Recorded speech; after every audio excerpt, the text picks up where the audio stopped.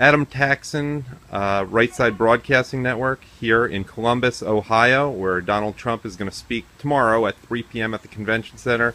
We're a few minutes away from there right now. I'm going to talk to two people, both semi-famous, about Trump and their thoughts on Ohio and also the Jewish community.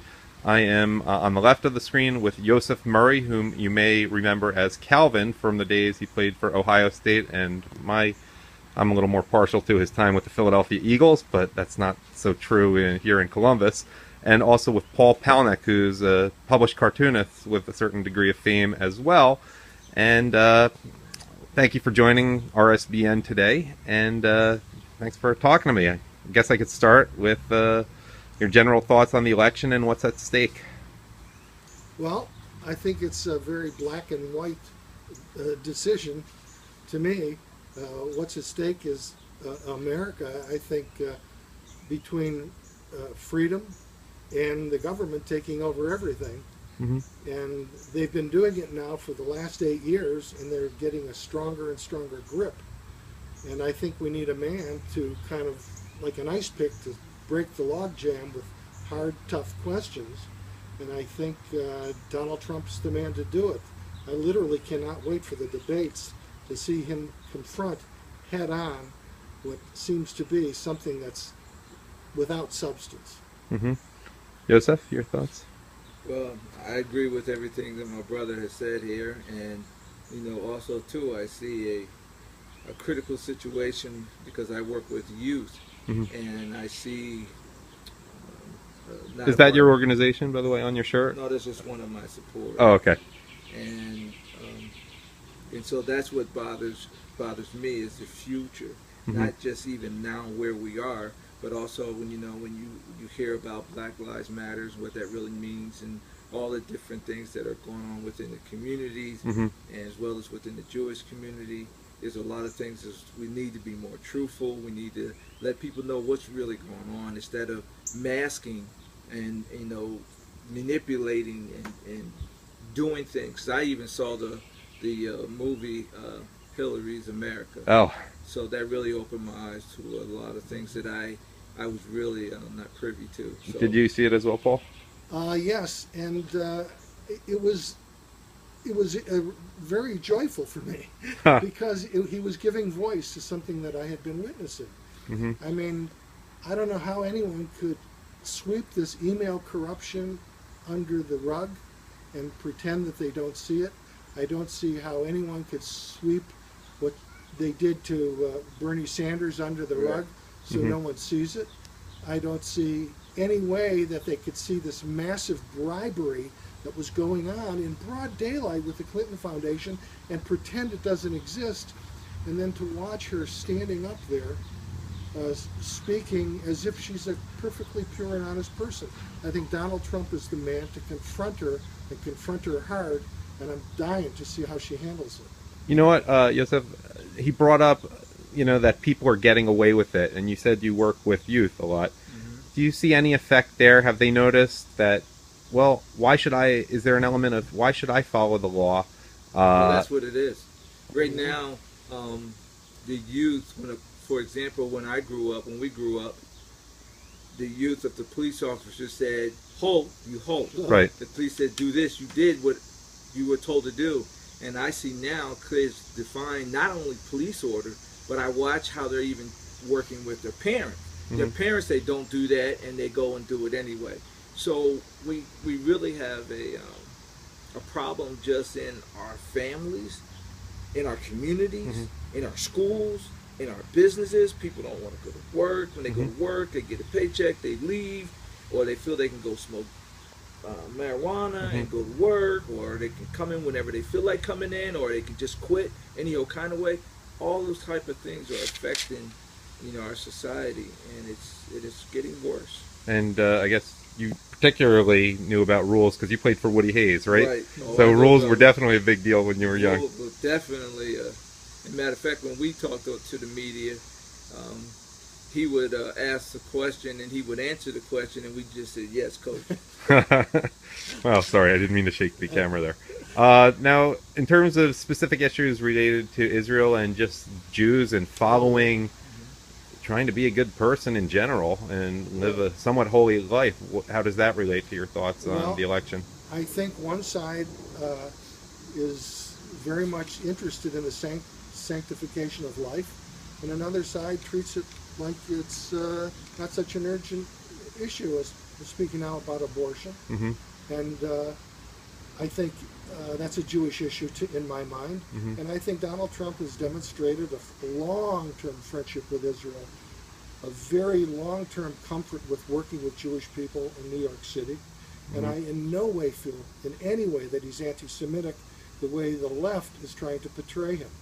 And I think it's the other way around when it comes to Mrs. Clinton, that the question of her supporting Israel, in my mind, is highly doubtful, as we see her embracing the Palestinian cause and hugging it close to the Democratic Party.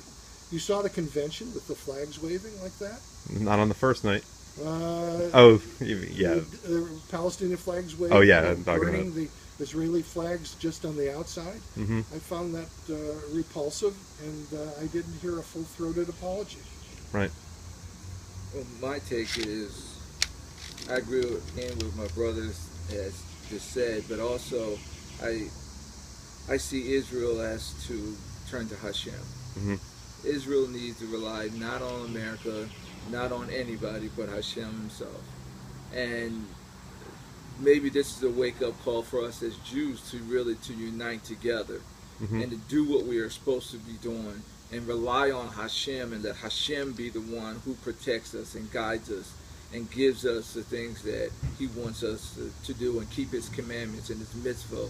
And that's what we need to be doing as Jews. We need to be looking at ourselves and how are we treating each other, and start doing those things that we need to do what's right. And then that impact will help change the way the world is. And, hopefully, Donald Trump will keep that good relationship, because it says, I will bless them that bless you, and I will curse them that curse you. And I don't want to see America be one of the places that gets cursed. Yeah, it's certainly been true throughout history. What about the selection of Tim Kaine as related to that, who certainly has been no friend of Israel? Same old. Well, not quite same old. Joe Biden, wasn't really, didn't have the same record that Tim Kaine did. His is worse than Biden's. It's bad now.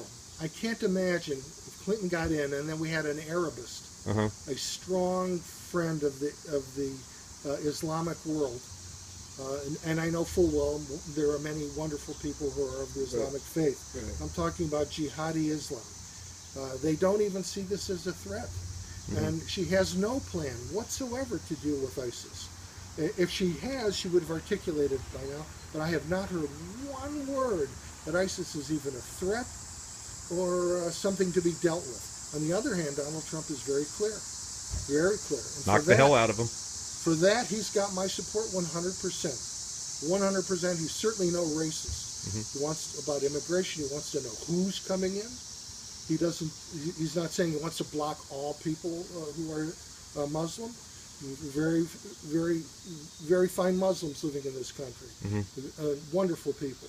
But it's a particular kind of Muslim that wants to kill those who practice liberty as the United States understands it. Well, the funny thing about race is, in trying to make him a racist because of his comments about illegal immigration in Mexico, who's been the biggest detractor of Vicente Fox? Have you seen Vicente Fox? He's got a lot more pure European heritage than any of us. Right. I didn't realize Mexican is a race. At least the power elite, they're pretty white in Mexico, the ones who are complaining most loudly. But it doesn't matter what he says. He's a racist. It doesn't matter what he does. People, they say that he's hateful. It doesn't matter what he says. It wouldn't matter who was running against her at this point. They would just tar and feather whoever they could. Same old playbook. To stop Clinton and to stop the left. Now, I don't know as much about your background, where you came from. You told me beforehand, before we started shooting this, you're from a very secular Jewish background, and you used to be a Democrat in Cleveland. My whole family were Democrats. I was raised as a liberal Democrat. And then I was the first one in my family to go to college. I'm an older person. And when you go to college, you learn how to think differently than before. It trains your mind in a different way. And when I started examining exactly what the Democrats were saying and what they were doing and the hold they had on poor people and people of color, Hmm. I began to question it. And I did not become a Republican. I became an independent. Because in the last election, I voted for my share of Democrats, Hmm. and especially on state and local issues. Hmm. But on the national level, I don't think they could be trusted anymore with power until they clean house, clean up the corruption, and start governing the people for the sake of the people instead of for the sake of the buck. Anything you want to add? Pretty much my family is from New Jersey, and they're mostly, I believe all of them are Democrats. Uh-huh.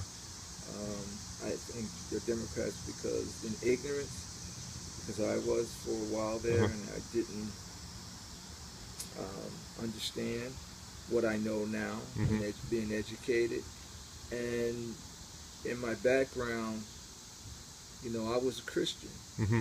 and I converted to Judaism. So, and I was a pastor. Hmm. So, those were some things that I saw even in the movie that really disturbed me.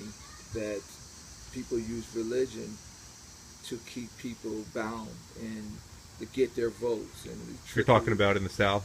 Yes. Before the Civil War, all Democrat. Mm-hmm.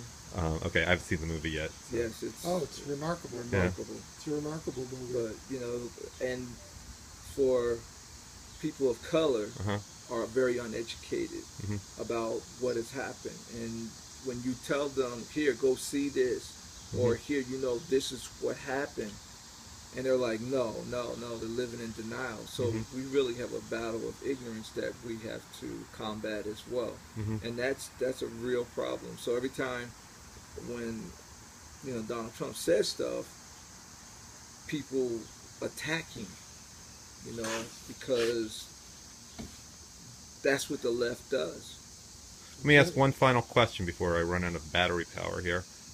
Any final thoughts or a message you'd like to give to Ohio Jews who are on the fence, or Jews around the country, especially in swing states Yes. right now? Yes, indeed. I would say, Ohio Jews, look what President Obama has done for 8 years. She wants to continue that. Look what John Kerry has done over the last few years. She wants to continue that. It's going to get worse. She appoints this fellow Kane as vice president. God forbid something would happen to Hillary Clinton and that guy came to power. He is no friend of Israel. He is a long-term friend of the Muslim states that surround Israel, and he cannot be trusted, and we all know she cannot be trusted. Just look at what's been done the last few years. Anything you want to add? I agree. We as Jews need to really unite. Ohio Jews really need to really unite and trust in Hashem and come together as a united front. All Jews come together and really start. Let's do what's right and be an impact. Make a change. As if all of us come together, and we really need to protect one another. We need to really reach out to one another, and we need to keep each other informed on what's going on and what's really happening, and not be divided. One saying, "Well, I'm voting for Democrat," and not talk to me or anything in the shul, and because I want to vote for Republican Donald Trump. And those are things we can't let be our issues. Our issues are not. Our issues are bigger than that as Jews. And that's what we need to stay focused on, whether our issues was dividing us and unite us together as Jews so that we can go to the Holy Land and be with our Creator and our brothers and sisters. You want to add one more thing? One last thing. Okay. As our rabbi in our congregation always says, in 50 years, there will be no more liberal Jews. Right. Sure. They'll be gone. They'll assimilate into nothing. And so American Jews, wake up. Yep. Donald Trump, President of the United States, is something that would be good for all American Jews. Thank you for your time today. Thank you, brother.